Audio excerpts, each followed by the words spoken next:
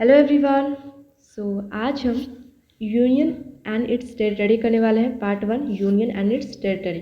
ठीक है, वैसे कुछ तो आज अलग दिख रहा है। हाँ, तो आज हमने अपने पीडीएफ वाले फॉर्मेट को थोड़ा अपग्रेड किया है। पहले हैंड रेटेड नोट्स था, तो उसको मैंने थोड़ा अच्छे तरीके से प्रेजेंट करने की कोशिश की है। मेहनत लगा है, थोड़ा ज़्यादा मेहनत लगा है, ऑब्वियसली लगेगा, क्योंकि मैं ऐसे ज़्यादा करती नहीं हूँ एडिटिंग एंड ऑल, तो मेरे को और ज़्यादा टाइम लग गया। लेकिन आई होप आप लोग को ये पसंद आया होगा। होप आई बिलीव कि आप लोग को ये पसंद आया होगा। और ये थोड़ा ज़्यादा इजी भी है और ज़्यादा क्लियर भी है, एवरीथिंग क्लियरली दिख रहा है और अच्छा भी लग रहा है ना। तो बताना आपको ये मेरा प्रेजेंटेशन कैसा लगा। ठीक है, चलो। तो आज हम आर्टिकल 1 से ले 1 2 3 4 पार्ट 1 में 4 आर्टिकल्स हैं, है ना। तो हमें वो करना है। उसके बाद हमें स्टेट वगैरह का जो फॉर्मेशन हुआ है, कैसे कैसे फॉर्म हुआ है, हमें वो भी पढ़ना है। सिर्फ आर्टिकल पढ़ के यहाँ से नहीं चले जाना है। पीडीएफ के लिए टेलीग्राम चैनल से ज्वाइन हो जाओ, वहाँ पे पीडीएफ प्रोवाइड करवा दिया जाएगा। ठीक है, चलो पढ़ते हैं। पार्ट 1 में सही, part 1 union and it's territory. ठीक है, तो पार्ट 1 आर्टिकल 1 में क्या लिखा हुआ है? Name and territory of union India, that is Bharat, shall be a union of state. Part 1 में क्या लिखा हुआ है कि इंडिया और भारत, कंट्री का नाम दिया हुआ है। कंट्री का नाम क्या है? इंडिया भी है और भारत भी है। कुछ टाइम पहले कंट्रोवर्सी हुई थी कि इंडिया का नाम क्या रखा जाए, इंडिया रखा जाए या फिर भारत रखा जाए, सबको पता ही है। तो पार्ट आर्टिकल 1 में लिखा हुआ है कि इंडिया जो कि भारत है, मतलब दोनों नाम है इंडिया का। आर्टिकल 1 में ना मेनली दो बातें लिखी हुई हैं। एक तो कंट्री का नाम, दूसरा कंट्री की पॉलिटी कैसी है, type of polity of the country. India की पॉलिटी कैसी है? तो इंडिया की पॉलिटी कैसी है? यूनियन है इंडिया की पॉलिटी, यूनियन ऑफ स्टेट। देखो, दो टाइप का होता है, एक होता है यूनियन ऑफ स्टेट और एक होता है फेडरेशन ऑफ स्टेट। ठीक है, तो यूनियन ऑफ स्टेट में इंडिया आता है फॉर एग्जांपल, और फेडरेशन ऑफ स्टेट में फॉर एग्जांपल यूएसए आता है। अब दोनों में डिफरेंस क्या होता है? फेडरेशन वाले यूनियन बताते हैं। यूनियन ऑफ स्टेट में ऐसा है, देखो हमारे जो भी कंट्री में जो जितने भी स्टेट्स हैं वो कोई अग्रीमेंट से साथ में नहीं है, मतलब इन्होंने कोई अग्रीमेंट साइन नहीं किया है कि हम ऐसा इंडिया के साथ में हैं, और मतलब कोई अग्रीमेंट साइन करके ये नहीं है।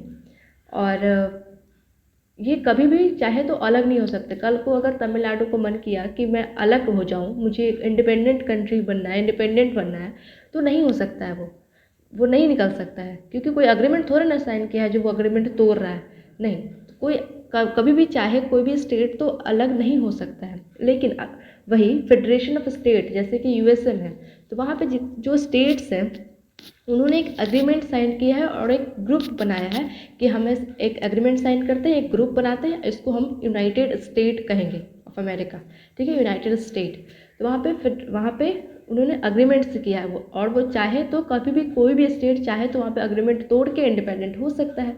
ठीक है, तो ये एक डिफरेंस है यूनियन एंड फेडरेशन। फेडरेशन में अलग हो सकते हैं, उनकी मर्जी, फेडरेशन में हो सकते हैं, और यूनियन में है कि कोई अग्रीमेंट साइन नहीं किया है तो कभी भी कोई भी अपनी मर्जी से निकल नहीं सकता है। कोई इंडिपेंडेंट अपने आप को घोषित नहीं कर सकता है। कल को केरला चाहे तो वो नहीं कह सकता है कि मुझे एक अलग कंट्री होना है। ठीक है, ये डिफरेंस आई होप समझ में आ गया होगा।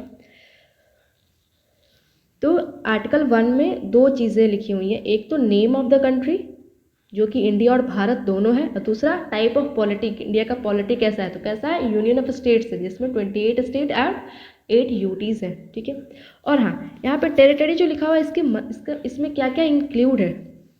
टेरिटरी में 3 चीज़ें इंक्लूड है। एक तो स्टेट, जो इसमें स्टेट्स हैं 28 स्टेट्स, यूटीज़ टेरिटरी में इंक्लूड है, और तीसरा क्या इंक्लूड है टेरिटरी में? वैसे एरिया जो कि इन फ्यूचर हम उसे एक्वायर करेंगे। इन फ्यूचर अगर किसी टेरिटरी को, किसी एरिया को हम एक्वायर करते हैं तो वो भी इस डेफिनेशन के अंडर आएगा। यूनियन एंड इट्स टेरिटरी, उस डेफिनेशन के अंडर वो भी आएगा इन फ्यूचर। अगर किसी एरिया को हम ऑक्यूपाई करते हैं, फॉर एग्जांपल कल को अगर पीओके को हमने ऑक्यूपाई कर लिया, कंप्लीटली कर लिया, तो वो भी फिर हमारे इस डेफिनेशन में आ जाएगा, यूनियन एंड इट्स टेरिटरी में। ठीक है, चलो आर्टिकल 2 पे चलते हैं। आर्टिकल 2 में न्यू स्टेट्स का इस्टेब्लिशमेंट, न्यू स्टेट्स का बनाना। इसको एक सेकेंड, आर्टिकल 3 में क्या है? Existing states. ठीक है, एग्जिस्टिंग स्टेट्स में कुछ कुछ चेंजेस करना। आर्टिकल 3 में एग्जिस्टिंग स्टेट्स है जो कि पहले से स्टेट्स एग्जिस्ट करे, जैसे बिहार, यूपी, एमपी, ये सब अभी हैं, प्रेजेंट में हैं। तो इस आर्टिकल 3 में क्या क्या चेंजेस किए जा सकते हैं, एग्जिस्टिंग स्टेट्स में क्या क्या चेंजेस किए जा सकते हैं। एक तो स्टेट की जो बाउंड्री है उसको अल्टर कर सकते हैं, क्या लिख रही हूँ, बाउंड्रीज को छोटा बड़ा कर सकते हैं। जैसे यूपी इतना बड़ा है तो ऐसा बन किया, तो ऐसा यूपी को ऐसा कर दिया, छोटा कर दिया, 2 स्टेट बना दिया। बाउंड्री को अल्टर चेंज कर सकते हैं एग्जिस्टिंग स्टेट्स में। दूसरा क्या कर सकते हैं, नेम चेंज कर सकते हैं, नाम को बदल सकते हैं। और तीसरा क्या कर सकते हैं, formation of new states, new state का फॉर्मेशन कर सकते हैं। अब कहोगे कि इसमें भी फॉर्मेशन है और आर्टिकल 2 में भी फॉर्मेशन है, तो फिर डिफरेंस क्या है। आर्टिकल 2 में भी यही लिखा हुआ है, न्यू स्टेट्स का एस्टैब्लिशमेंट करना। आर्टिकल 3 में भी एक बाउंड्री, एक नेम चेंज, दूसरा फॉर्मेशन ऑफ न्यू स्टेट्स। फिर अंतर क्या है, अंतर ये है कि आर्टिकल 3 में कोई भी स्टेट्स बना रहे हैं तो जो बना रहे हैं स्टेट्स वो हमारे कंट्री के अंडर ही, हमारे कंट्री में ही है, वो एग्जिस्ट कर रहा है, वो एरिया हमारे कंट्री में ही, ठीक है। जैसे कि तेलंगाना को बनाया गया था, तो तेलंगाना तो था ना, कहीं बाहर से थोड़ा लाया गया था, राइट। तो उसी को स्प्लिट करके बनाया गया था एक स्टेट को, तो वो आ जाएगा फॉर्मेशन ऑफ न्यू स्टेट। लेकिन अगर कल को हम पीओके को हम एक अपना स्टेट बना लेते हैं, उसको एक अखंड भारत बन जाएगा और वो पीओके हमारा कंप्लीटली हो जाएगा और उसको हम एक स्टेट, उसका एक नाम देंगे, तो वो आ जाएगा न्यू स्टेट्स। वो बाहर से हमने एक्वायर किया है, ठीक है, वो हमारा अभी पार्ट नहीं था और बाहर से एक्वायर किया है, हमने एक नया स्टेट बनाया है, तो वो आ जाएगा आर्टिकल 2 में। वो आर्टिकल 2 से हम बना सकते हैं पीओके को अपना स्टेट। और जैसे तेलंगाना बना वो आर्टिकल 3 से बना था, और दोनों सिंपल मेजॉरिटी से बन रहा है। यहाँ पे हमने सिंपल मेजॉरिटी लिखा है, ऊपर वाले में भी सिंपल मेजॉरिटी, ठीक है। कोई भी स्टेट्स को अपने, चाहे तो हमारे एरिया के अंडर है या फिर हमारे एरिया से बाहर है, किसी स्टेट बना रहे हैं, जैसे कि तेलंगाना को बनाया या फिर कल को हम पीओके को बनाएंगे, तो इसको हम सिंपल मेजॉरिटी से बना सकते हैं, बना देते हैं, ठीक है। लेकिन अगर किसी एरिया को, किसी पार्ट को हमें देना होगा, कल को अगर मोदी जी को मन किया कि मिलोनी जी को थोड़ा सा अपना पार्ट दे देते हैं, ठीक है, गिफ्ट में, तो वो सिंपल मेजॉरिटी से नहीं देंगे, वो दे ही नहीं पाएंगे। उसके लिए बहुत ऐसा स्पेशल मेजॉरिटी, ये सब बहुत तामझाम लगेगा, स्पेशल मेजॉरिटी के थ्रू जाना पड़ेगा। ले सकते हैं बड़ा आसानी से, देना नहीं आसानी से, दे नहीं सकते आसानी से, देने के लिए बहुत ज़्यादा प्रोसेस रहेगा, स्पेशल मेजॉरिटी वो वाला यूज होगा, ठीक है। तो और ये लिखा हुआ है 5th अमेंडमेंट 1955 जो है वो आर्टिकल 3 से रिलेटेड है। यहाँ पे 15th हमने लिख दिया, इसको काट देना, यहाँ पे 5th कर देना, 5th अमेंडमेंट, ठीक है। मैं बार बार रिपीट कर रही हूँ, यहाँ पे 5th अमेंडमेंट कर देना, 15th नहीं है, 5th अमेंडमेंट 1955। ये 5th अमेंडमेंट 1955 आर्टिकल 3 से कैसे रिलेटेड है, तो ये था कि पहले जो भी स्टेट्स में चेंजेस वगैरह किए जाते थे, वैसे तो पार्लियामेंट से ही स्टार्ट होता है, पार्लियामेंट में ऐसा बिल पास होगा एंड ऑल दैट, ये सब होता है। लेकिन पहले उसमें स्टेट को भी पहले था कि स्टेट के पास भी वो बिल चला जाता था, स्टेट लेजिस्लेचर में भी, कि तुम्हारे में तो चेंजेस करो तो तुम भी अपना एडवाइस दे दो। लेकिन वो क्या करते थे कि वो बिल को अपने पास रखे रह जाते थे, ठीक है, अनलिमिटेड टाइम के लिए, मतलब कुछ बताते ही नहीं थे, ऐसे अपने पास ही रह जाते थे। तो इससे क्या होता था कि वो काम जो था वो प्रोसेस आगे नहीं बढ़ पाता था और डिले हो रहा था, प्रॉब्लम हो रही थी, काम आगे नहीं बढ़ रहा है। तो ये अमेंडमेंट लाया गया 5th अमेंडमेंट 1955। इससे क्या हुआ कि एक टाइम लिमिट दे दिया गया स्टेट लेजिस्लेचर को कि अपना जो भी मैसेज है तुमको अमेंडमेंट के जो भी हम अभी चेंज करने वाले हैं, तो तुम्हें जो भी कहना है तुम इस टाइम लिमिट के अंदर बता दो, अपना मैसेज कन्वे कर दो, ठीक है। तो इसमें 5th अमेंडमेंट में सिर्फ एक ये याद रखना कि इसमें टाइम लिमिट कर दिया गया था स्टेट लेजिस्लेचर को, ठीक है। आई होप समझ में आ गया होगा। यहाँ पे 15th की जगह 5th अमेंडमेंट कर देना, ठीक है। आर्टिकल 4 में क्या है, लॉज मेड अंडर 2 and 3। तो आर्टिकल 4 में ये है कि कोई भी लॉ, कोई भी चेंजेस, कोई भी अमेंडमेंट किए जाएंगे आर्टिकल 2 और 3 में, तो वो किए जाएंगे सिंपल मेजॉरिटी से, सिंपल मेजॉरिटी से किए जाएंगे, और वो आर्टिकल 368 से डील नहीं करेगा। जो भी समझो, जो भी चेंजेस किए जाएंगे आर्टिकल 2 और 3, आर्टिकल 2 और 3 में कुछ भी होगा तो वो सिंपल मेजॉरिटी से होगा, ठीक है।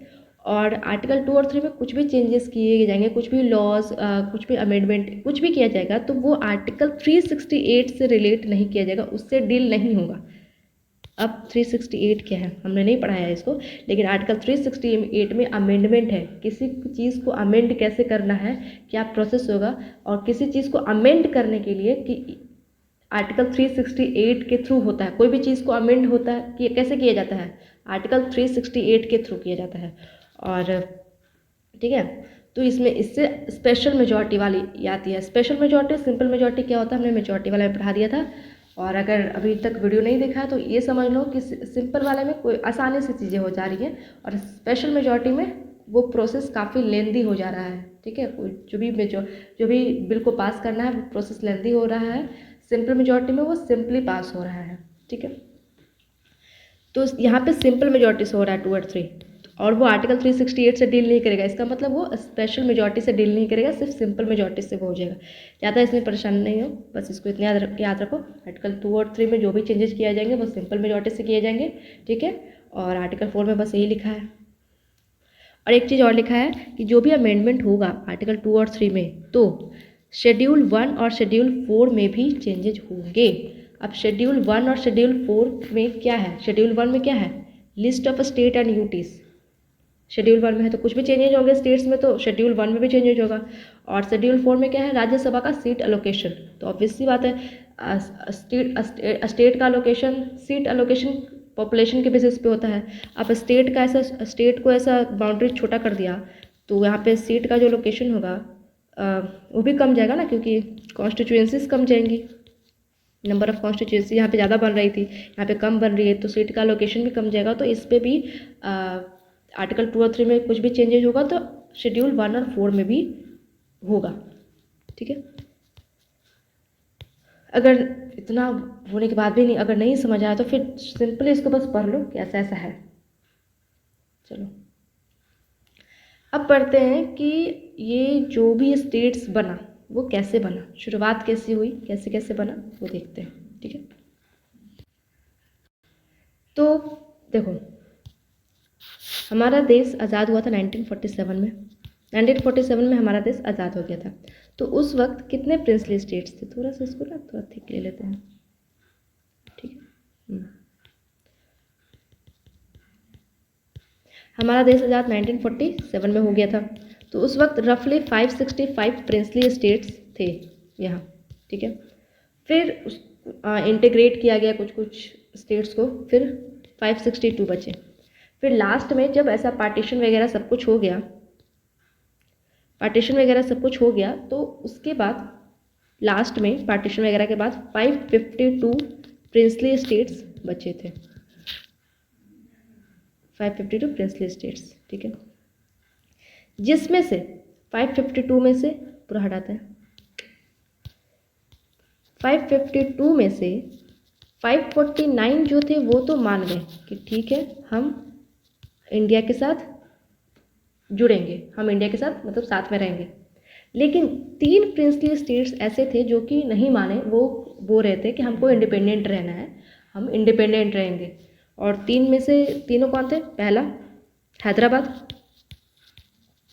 दूसरा जूनागढ़, तीसरा कश्मीर।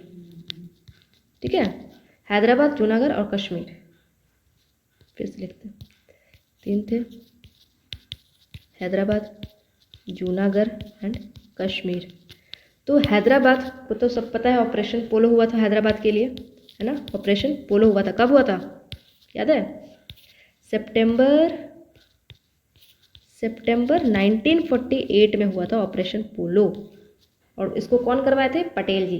तो हैदराबाद बोला कि हम वहाँ, वो हैदराबाद उस वक्त सबसे बड़ा प्रिंसली स्टेट्स में से ऐसा था, तो वहाँ का जो निज़ाम बोला कि हमको इंडिपेंडेंट रहना है। तो ऐसे कैसे रहोगे भाई, सबको जोड़ना है, तुम्हें भी जोड़ना होगा। ठीक है, इंडिपेंडेंट कैसे रहोगे तुम। तो पटेल जी गए, अपना फोर्स लेके ऐसा गए, और 5 दिन के अंदर हैदराबाद को ऑपरेशन पोलो उन्होंने किया। 5 दिन के अंदर हैदराबाद को ऐसा एक्वायर कर लिया, बिल्कुल हैदराबाद ख़त्म, मतलब हमारा हो गया। अब वो अपना जो भी उसको चाहिए था, उसको जो भी ख्वाहिशें थी सब उसको ख़त्म कर दी गई। ठीक है, तो ऑपरेशन पोलो के थ्रू 5 दिन में, 5 दिन याद नहीं रखना, ऑपरेशन पोलो याद रखना, डेट याद रखना, 1948 में था, ठीक है, हैदराबाद। अब आई जूनागढ़ की, पहले कश्मीर की बारी ले लेते हैं। कश्मीर में उस वक्त कौन राजा था? हरि सिंह। ये भी कहा कि हमको रहना है इंडिपेंडेंट, ठीक है, लेकिन ये तो पहले कह दिया इंडिपेंडेंट रहना है। तो उस वक्त क्या मतलब, ऐसा पाकिस्तान ऊपर से आ रहे थे, हर जगह ऐसा अक्वायर कर रहे थे, मतलब कश्मीर में आके उसको अपने तरफ अक्वायर करने की कोशिश कर रहे थे, अभी भी वही करते हैं वो। तो हरि सिंह ऐसा डर गया कि अब मतलब पाकिस्तान हमें अक्वायर कर लेगा, तो जल्दी से आया दौड़े आया, भागे आया जवाहरलाल नेहरू जी के पास और कहा कि हमें मदद कीजिए, हमें आपके साथ जुड़ना है, हम मान गए, हमें आपके साथ ही जुड़ना है, ठीक है। फिर जल्दी से जवाहरलाल नेहरू ने हरि सिंह के साथ इंस्ट्रूमेंट ऑफ एक्सेशन साइन करवाया, ठीक है, इंस्ट्रूमेंट ऑफ एक्सेशन साइन करवाया। तो और जब तक ये सब हुआ, जब तक ये सब साइन वगैरह हुआ, तब तक पाकिस्तान ने कुछ एरिया को ऑक्यूपाई कर लिया था, कुछ एरिया को जीत लिया था। वही एरिया अभी POK है, उसी एरिया को अभी हम पाकिस्तान ऑक्युपाइड कश्मीर कहते हैं, और पाकिस्तान लोग क्या कहते हैं इसे? IOK, इंडियन ऑक्युपाइड कश्मीर, ठीक है। तो थोड़ा सा वो एरिया तब तक जीत लिया था, तब तक ये साइन वगैरह होता, तो थोड़ा सा वो लोगों ने एरिया जीत लिया था, उसी को POK कहते हैं। तो ये दोनों की बात हो गई। अब बच गया जूनागढ़। जूनागढ़ कैसे आया? जूनागढ़ को हमने कैसे जीता? जूनागढ़ में क्या था कि जूनागढ़ का जो रूलर था वो था मुस्लिम, और लेकिन वहाँ की पॉपुलेशन थी मेजॉरिटी में वो थी हिंदू, ठीक है। तो जब रेफरेंडम हुआ तो ज़्यादातर लोग इंडिया से जुड़ने के लिए कहे, हिंदू थे तो इंडिया से जुड़ने के लिए उन्होंने कहा, तो फिर इवेंचुअली वो भी इंडिया का पार्ट बन गया, जूनागढ़ भी फिर इंडिया से जुड़ना ही पड़ गया उसको, ठीक है। रेफरेंडम हुआ, मेजॉरिटी आई इंडिया से जुड़ने के लिए, तो फिर वो जुड़ गया। तो ऐसे तीनों जो प्रिंसली स्टेट्स थे वो जुड़ गए, ठीक है।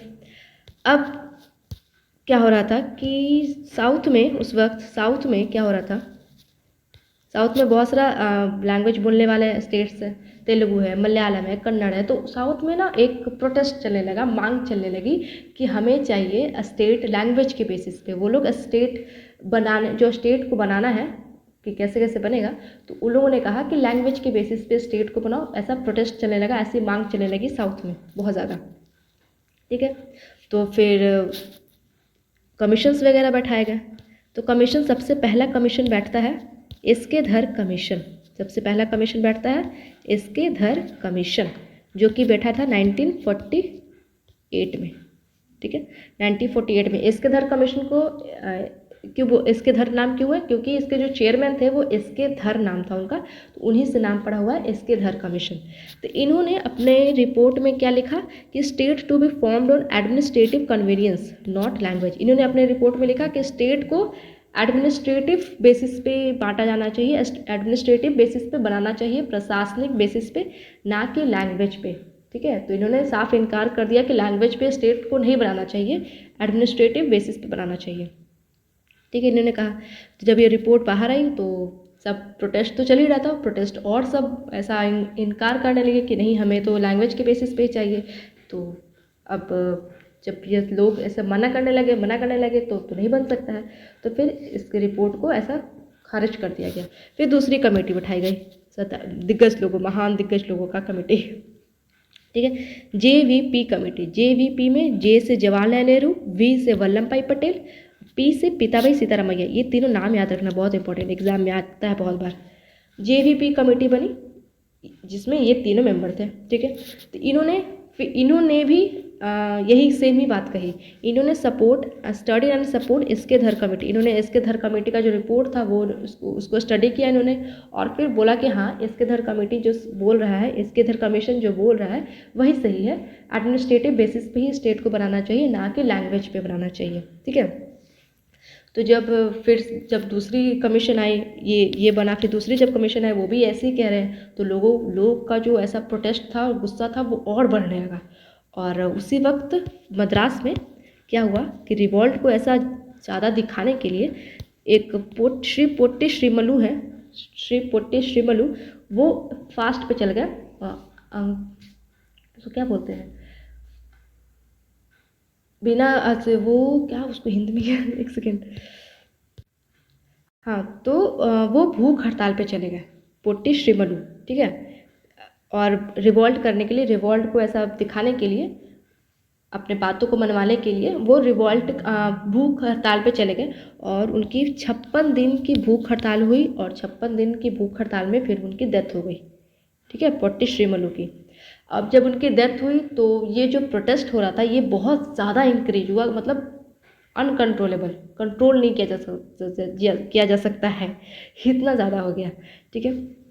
तो फिर गवर्नमेंट को इस प्रोटेस्ट को शांत करने के लिए जल्दी से एक स्टेट बनाना पड़ा कि अगर ये प्रोटेस्ट को शांत नहीं किया गया, मतलब इतनी एक कहते हैं जैसे पोट्टी श्रीमलू की डेथ हुई तो ये प्रोटेस्ट बहुत ज़्यादा बढ़ गया, तो इसको शांत करने के लिए एक स्टेट को बनाना पड़ा जल्दी से, ताकि प्रोटेस्ट को थोड़ा शांत किया जाए।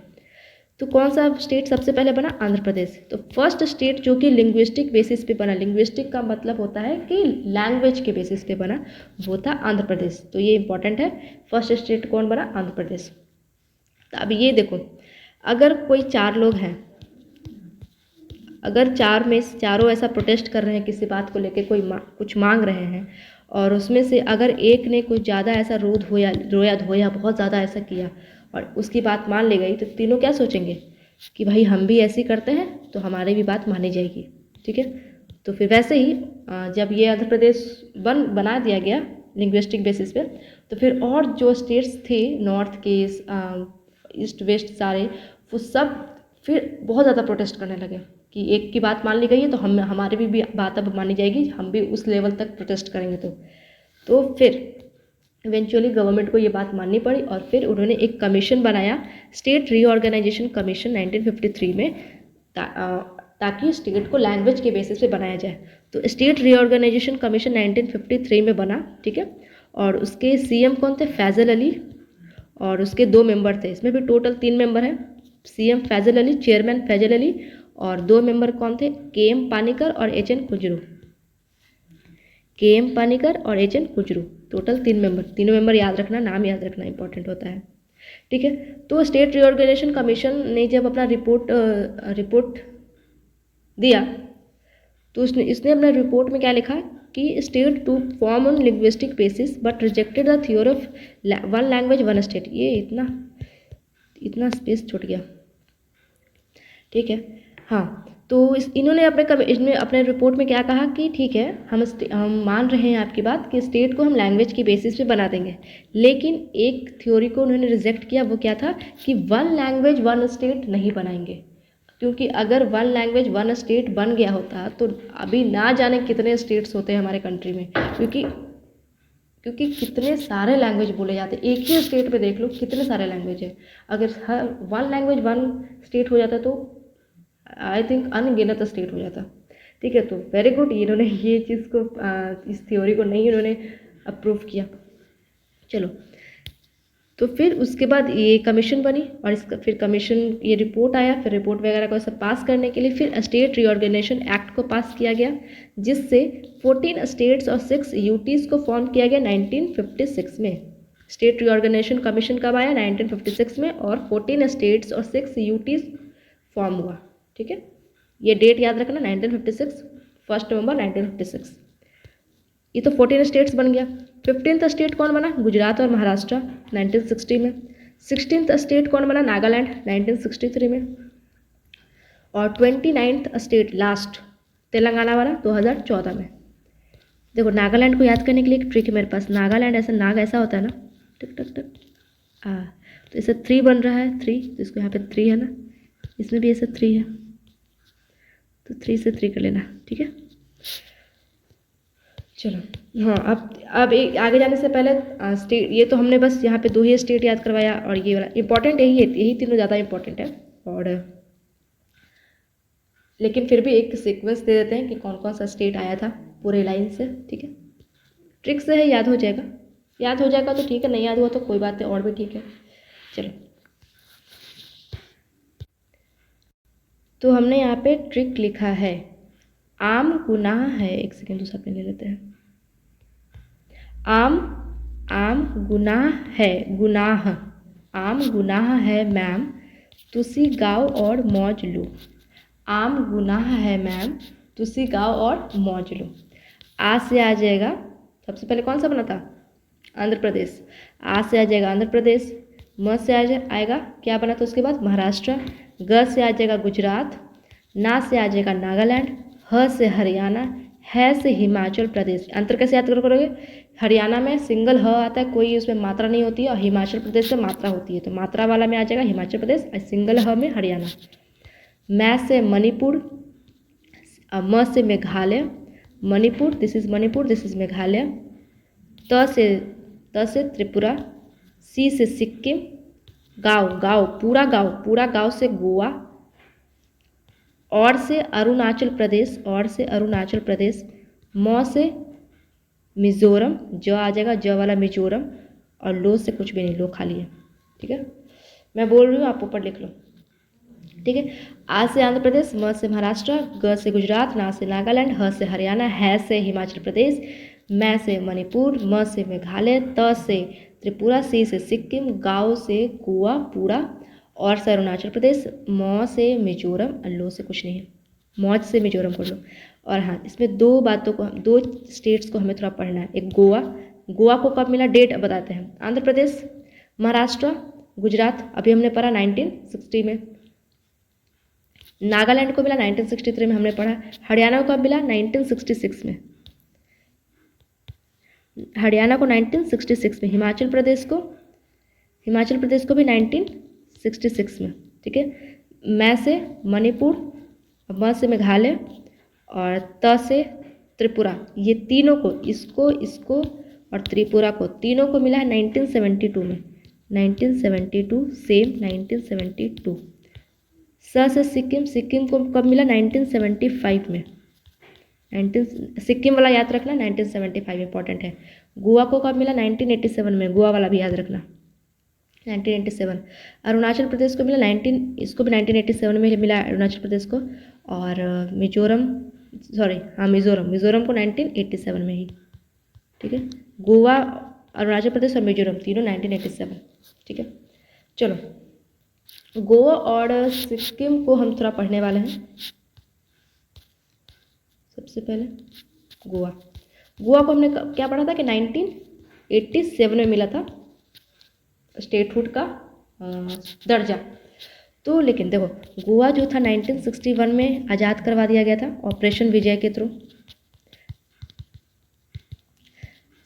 1947 में तो अंग्रेज चले गए, सब अंग्रेज चले गए यहाँ से छोड़ के, ठीक है। लेकिन जो पोर्तुगीज थे वो जाके गोवा में दुबक के बैठ गए, गोवा में और थोड़ा सा दमन एंड दीव में दुबक के बैठ गए कि हमको यहीं रहना है भाई, हमको नहीं जाना है। ऐसे रोने लगे कि हमको नहीं जाना है, हमको छोड़ दो, हमको रहने दो। तो ऐसे कैसे रहने देंगे भाई तुमने हमारे यहाँ के सब कुछ लूट लिया, तुम्हें रहने देंगे हम? तो तुम्हें तो जाना ही होगा। तो फिर गए, ऐसा ऑपरेशन विजय हुआ। फिर 1961 में ऑपरेशन विजय हुआ, और फिर सारे पोर्तुगीज को यहाँ से फिर भगा दिए गए, पोर्तुगीज को गोवा से और दमन एंड दीव से, सबसे। फिर तब जाकर गोवा हमारा आज़ाद हुआ 1961 में। देश आज़ाद हुआ था 1947 में, और गोवा आज़ाद हुआ 1961 में। और पोर्तुगीज को ये भी कहा जाता है, मतलब कहा क्या जाता है, हिस्ट्री में है कि सबसे पहले वही आए थे और सबसे आखिरी में वही गए, ठीक है। तो 1961 में जब इसको दमन एंड दीव को और गोवा को दोनों को आज़ाद करवा दिया गया, तो उसके बाद दोनों को स्टेटहुड का दर्जा नहीं मिला था। दमन एंड दीव तो अभी भी यूटी है, लेकिन दोनों को स्टेटहुड का दर्जा नहीं मिला था, दोनों को यूटी का दर्जा मिला था, ठीक है। तो गोवा को और दमन एंड दीव को दोनों को यूटी का दर्जा मिला 12th अमेंडमेंट एक्ट से यूटी बनाया गया गोवा और दमन एंड दीव को। फिर जाके बाद में गोवा को फिर स्टेट बनाया गया 56th अमेंडमेंट एक्ट से बनाया गया, 56th अमेंडमेंट एक्ट 1987। तो वही डेट हमें अभी ऊपर हमने याद करवाया था कि 1987 में स्टेटहुड का दर्जा मिला 56th अमेंडमेंट के थ्रू। उसके पहले इसको यूटी बनाया गया था 14th अमेंडमेंट के थ्रू। तो ये वाला याद मत रखना, 12th अमेंडमेंट ज़्यादा इंपॉर्टेंट नहीं है। 56th अमेंडमेंट याद रखना कि कौन से अमेंडमेंट के थ्रू गोवा को स्टेटहुडशिप का दर्जा मिला कम्प्लीटली 1987 में, 56th अमेंडमेंट, ठीक है। अब आती है सिक्किम की बारी। सिक्किम कैसा है हमारा, ऐसा है ना। तो सिक्किम जो था पहले हमारा इंडिया का पार्ट नहीं था, वो भारत का हिस्सा नहीं था। वहाँ पे तिब्बत, ऊपर में तिब्बत है ना, सिक्किम में उस वक्त चोग्याल डायनेस्टी रूल करती थी, चोग्याल डायनेस्टी। तो चोग्याल डायनेस्टी रूल करती थी, तो तिब्बत ऊपर से सब कुछ ऐसा अक्वायर कर रहा था, चाइनीज लोग सबको ऐसा ऐसा मार रहे थे, अक्वायर कर रहे थे। तो चोग्याल डायनेस्टी का जो रूलर था उसको लगा कि आके हमें भी अक्वायर कर लेगा, ये तो 2 मिनट में अक्वायर कर लेगा हमें। तो फिर भागते भागते भागते भागते हमारे पास आया कि हमारी मदद करो, हमें अपने साथ जोड़ लो। तो तब जब आया तब उसको फिर एसोसिएट स्टेटहुड का दर्जा मिला था, उसको कम्प्लीटली स्टेटहुड का दर्जा हमने नहीं दिया था, एसोसिएट स्टेटहुड का दर्जा मिला था सिक्किम को 35th अमेंडमेंट एक्ट के थ्रू 1974 में, 35th अमेंडमेंट एक्ट, ठीक है, 1974 में। फिर 1 साल बाद फिर हमें लगा कि हम लोग को लगा ऐसे कि हाँ सिक्किम जो है वफादार है हमारे लिए, मतलब हमारे लिए एकदम लॉयल है, तो चलो ठीक है इसे हम स्टेटहुड का दर्जा दे देते हैं। तो फिर बाद में 1 साल बाद 36th अमेंडमेंट एक्ट 1975 के तहत फिर सिक्किम को कंप्लीट स्टेटहुड का दर्जा मिला। उसके पहले इसको एसोसिएट स्टेटहुड का दर्जा मिला था, कंप्लीटली नहीं मिला था, 36th अमेंडमेंट से मिला था। इसमें क्या इंपॉर्टेंट याद रखना है, इसमें 36th अमेंडमेंट याद रखना है, 36th अमेंडमेंट के थ्रू मिला था 1975 में, ठीक है। 35th वाला नॉट इम्पॉर्टेंट, वैसे 1 ही साल का तो बात है, तो इसमें अपने आप ही याद हो जाएगा ये हो गई। और अब चलते हैं, सब बातें तो हो गई, अब कुछ इम्पॉर्टेंट ये सब PYQs थे, इसे देख लेते हैं। 5 अगस्त 2019 को ऐसा क्या हुआ था कि इम्पॉर्टेंट है। इसमें इस दिन को जम्मू एंड कश्मीर स्टेट को 2 UTs में बना दिया गया था, ठीक है। 5 अगस्त 2019 को जम्मू एंड कश्मीर को 2 UTs में बना दिया गया था।